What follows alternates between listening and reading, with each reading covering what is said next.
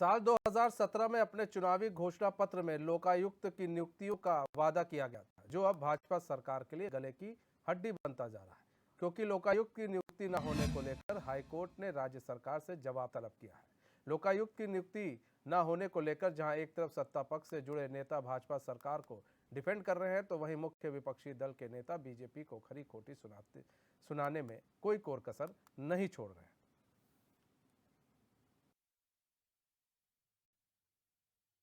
High court का निर्देश है, सरकार उसको संज्ञान लेगी।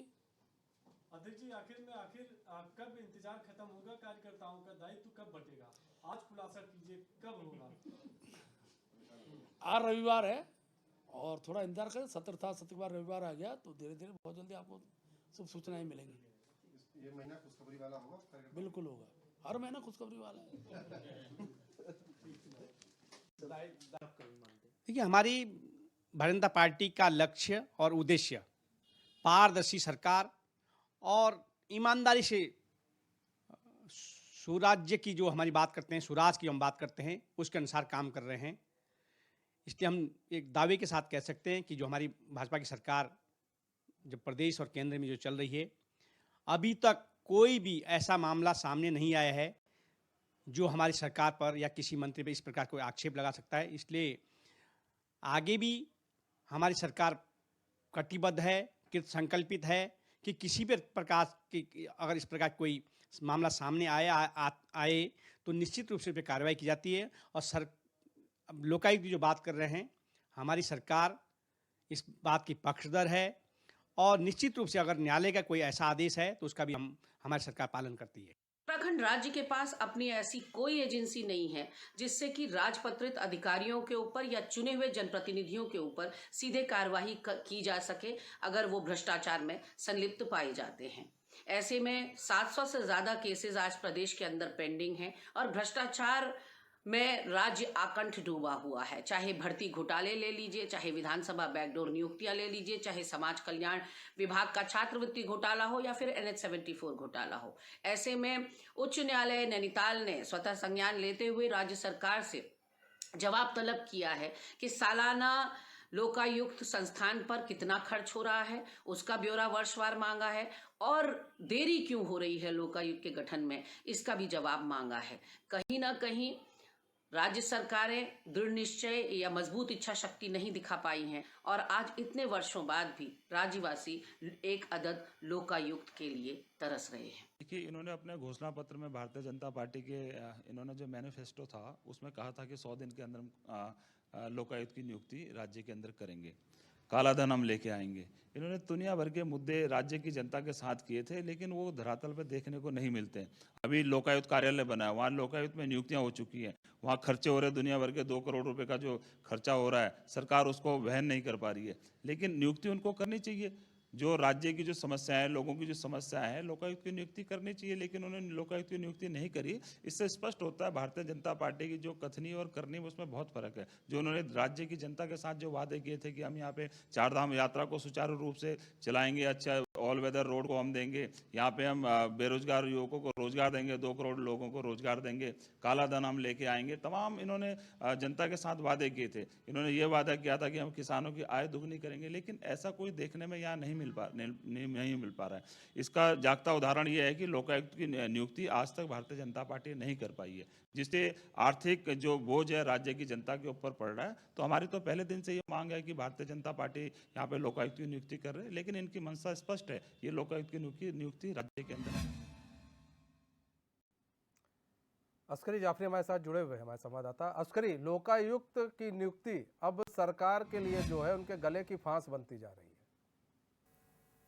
बिल्कुल मनीष, देखिए जिस तरह से भाजपा सरकार ने 2017 के अपने चुनावी घोषणा पत्र में विजन डॉक्यूमेंट में अपने जो है वादा किया था कि सरकार बनने के 100 दिन के अंदर लोकायुक्त की नियुक्ति कर दी जाएगी, लेकिन एक लंबा समय बीत जाने के बावजूद आज भी जो है लोकायुक्त की नियुक्ति नहीं हो पाई है, जो कहीं ना कहीं राज्य सरकार भाजपा के लिए जो है एक बहुत बड़ी मुसीबत का सबब बना है। क्योंकि जिस तरह से हाईकोर्ट ने जो है जवाब तलब किया है राज्य सरकार से, साफ साफ कहा है कि आप 3 सप्ताह के अंदर जो है तमाम जो खर्च हुआ है, वर्षवार जो खर्च हुआ है लोकायुक्त कार्यालय पर, आप उसका पूरा ब्यौरा देंगे?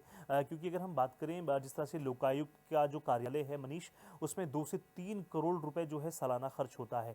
तो ऐसे में कितना खर्च जो है वर्षवार अभी तक खर्च हुआ है लोकायुक्त के कार्यालय के नाम पर, चूंकि पैसा आता है केंद्र सरकार से, लेकिन उसका जो फायदा है वो राज्य की जनता को नहीं मिल पाया है, क्योंकि एक लंबे वक्त से जो है लोकायुक्त की नियुक्ति नहीं हो पाई है।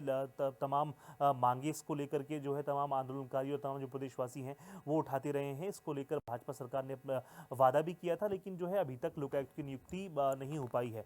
इसमें जिस तरह से एक याचिका करता है रविशंकर जोशी, उन्होंने हाईकोर्ट में एक याचिका दाखिल की थी और कहा था कि प्रदेश में जितनी भी जांच एजेंसीज हैं, चाहे उसमें एसआईटी हो, एसटीएफ हो, जो किसी भी तरह की जांच एजेंसीज हैं, वो सब राज्य सरकार के अधीन आती हैं। ऐसे में कई बार उनके ऊपर प्रेशर होता है, पॉलिटिकल प्रेशर होता है कि वो एक निष्पक्षता से अपनी जांच नहीं कर पाती है।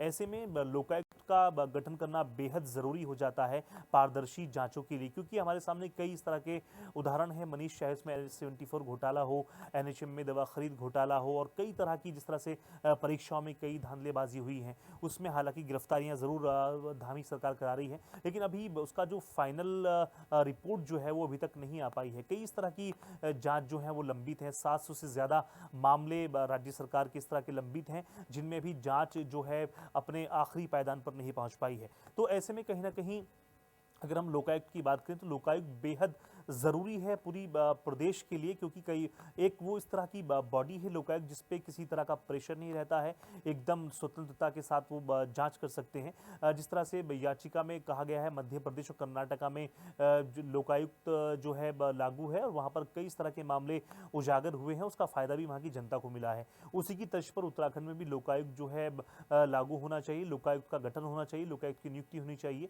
लेकिन एक लंबे समय से जो है ये मामला अटका हुआ है और कहीं ना कहीं इसमें देखा जा रहा है कि भाजपा की करनी और कतनी में एक बड़ा फर्क नजर आ रहा है, क्योंकि विजन डॉक्यूमेंट में साफ साफ वादा करती है भाजपा सरकार कि 100 दिन के अंदर आप सरकार बनाएं प्रदेश में। जैसे ही प्रदेश में भाजपा की सरकार बनती है और 100 दिनों के अंदर लोकायुक्त की नियुक्ति कर दी जाएगी, लेकिन उसके बावजूद आज भी जो है मनीष लोकायुक्त की नियुक्ति नहीं की गई। हालांकि कुछ अरसों के लिए एनडी तिवारी की गवर्नमेंट में 2002 से 2007 के बीच जो है लोकायुक्त जरूर रहे, लेकिन उसके बाद जो है बहुत लंबे वक्त से ये पद जो है खाली चल रहा है और उसके नाम पर 2 से 3 करोड़ रुपए सालाना जो है खर्च होता है कार्यालय पर। तो आप अंदाजा लगा सकते हैं कितना बड़ा बजट इस कार्यालय के नाम पर जारी होता है और वो उसकी बंदरबाट हो जाती है।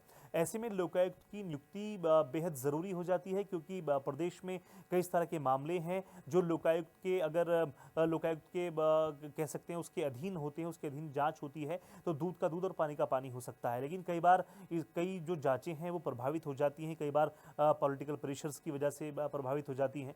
तो ऐसे में लोकायुक्त का गठन होना बेहद ज़रूरी है। प्रदेश की जनता को इससे बहुत फ़ायदा मिलेगा अगर ये लोकायुक्त की नियुक्ति हो जाती है। लेकिन जिस तरह से तमाम जो सरकारें हैं वो वादा ज़रूर करती हैं, खासतौर से अगर हम भाजपा की बात करें 2017 में वादा किया गया, तमाम जो दिग्गज नेता हैं, मंत्री हैं, खुद जो पूर्व केंद्रीय मंत्री रहे हैं अरुण जेटली जो आज हमारे बीच नहीं है, उन्होंने खुद विजन डॉक्यूमेंट यहाँ पर जारी किया था और साफ तौर से कहा था कि 100 दिनों के अंदर लोकायुक्त की नियुक्ति कर दी जाएगी। लेकिन अभी तक जो है लोकायुक्त की नियुक्ति नहीं हुई, तो कहीं ना कहीं जो राजनीतिक जो नेतृत्व है उसकी नीयत में कहीं ना कहीं जो है खोट नज़र आती है।